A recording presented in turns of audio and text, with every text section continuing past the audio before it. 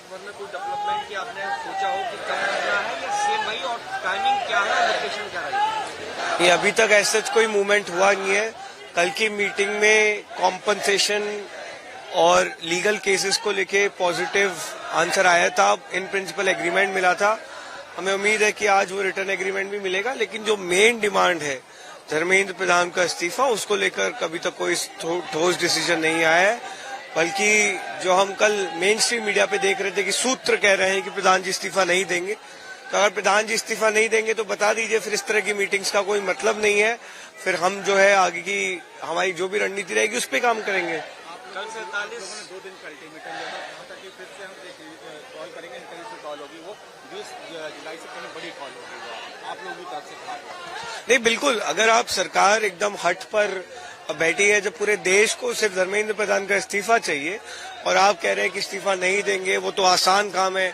अरे भाई, आसान काम है तो आसान काम पहले करो, मुश्किल काम बाद में करना। लेकिन अगर सरकार इस तरह से अपना रवैया रखेगी तो फिर हमें भी टफ डिसीजंस लेने पे मजबूर होना पड़ेगा। एनटीए ने 47 अधिकारियों को सैक किया है, आप लोग इससे खुश हैं? अब वो कौन से 47 अफसरों को सैक किया है, किस इंटेंशन से किया है, वो सारी डिटेल्स हमें देखनी पड़ेंगी। लेकिन हम अगेन जैसा कि बात कर रहे हैं, the ultimate accountability is with the education minister of this country, because he is directly responsible for all the paper leaks, all the students who committed suicide after NEET paper got leak, तो उनको इस्तीफा देना पड़ेगा। और बाकी broader reforms को लेकर हम लगातार बात कर रहे हैं। कल भी हमारी डेलीगेशन ने डिमांड चार्टर सरकार को सबमिट किया है, उस पर आप बिल्कुल काम करिए, उस पर तो हम आपके साथ हैं।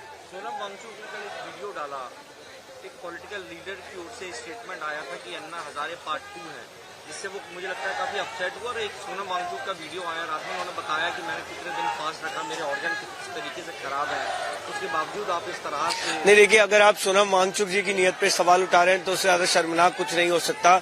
जिस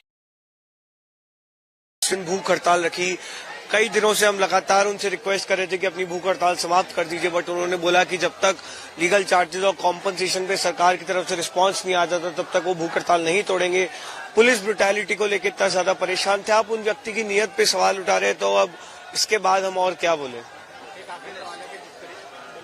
सर, कल रात को फिर से प्राइम मिनिस्टर ने एक रील इंस्टाग्राम पे डाला है, युवाओं को हेलो फ्रेंड्स करके उन्होंने संबोधित किया है। लगातार दूसरे दिन प्राइम मिनिस्टर के इस चीज को कैसे देखते हैं? और कैबिनेट में भी उन्होंने अपने मंत्रियों को कहा है कि युवाओं के साथ जुड़ के इंस्टाग्राम रील्स बनाए। और नहीं, अब मोदी जी रात पड़े रील्स बना रहे हैं तो मतलब जरूर दिक्कत हो रही है सिस्टम में, कुछ तो चीजें बदल रही हैं। मोदी जी को समझ में आ गया कि युवाओं का गुस्सा बहुत ज्यादा बढ़ गया है, और मेन स्ट्रीम मीडिया जो शायद दिखा नहीं रही है, वो गुस्सा अब इंस्टाग्राम पे दिख रहा है, इसलिए मोदी जी को रात पड़े रील्स बनानी पड़ रही हैं। लेकिन मोदी जी, रील्स बनाने से नहीं होगा। जो आप स्ट्रिक्ट एक्शन की बात कर रहे थे, वो स्ट्रिक्ट एक्शन लीजिए, और स्ट्रिक्टेस्ट एक्शन है धर्मेंद्र प्रधान का इस्तीफा, वो करिए। उसके बाद आप रील्स बनाइए, कोई दिक्कत नहीं है, हम भी आपकी रील शेयर करेंगे। एक और सवाल है कि आरएसएस चीफ मोहन भागवत ने कहा है कि सरकार को युवाओं से बात करनी चाहिए, जब तक संवाद नहीं होगा समाधान नहीं निकलेगा। अच्छा, अच्छी बात है। भागवत जी भी इतने दिनों बाद कुछ जागे हैं, कुछ बात कर रहे हैं। सरकार युवाओं से बात कर रही है, अभी करना शुरू की है।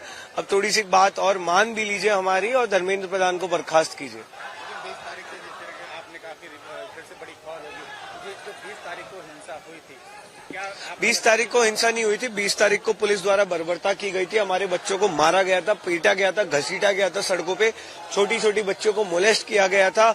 हमारे वॉलंटियर्स जो क्राउड मैनेज करने में हेल्प कर रहे थे, उनकी पसलियां तोड़ी गई थी। तो हिंसा कुछ नहीं हुई थी, बहुत शांत लोग हैं। आप अभी भी देखिए, जंतर मंतर भरा हुआ है 4 दिन से। एक हिंसा का आप मेरे को यहाँ पे इंस्टेंस बता दीजिए। शांति से यहाँ पे लोग बैठे हुए हैं। हाँ, अगला जो कॉल होगा उसमें दिल्ली पुलिस से हमें रिक्वेस्ट है कि please behave like professional police, गुंडों की तरह बिहेव मत कीजिएगा, और सब कुछ बहुत पीसफुल रहेगा। Thank you.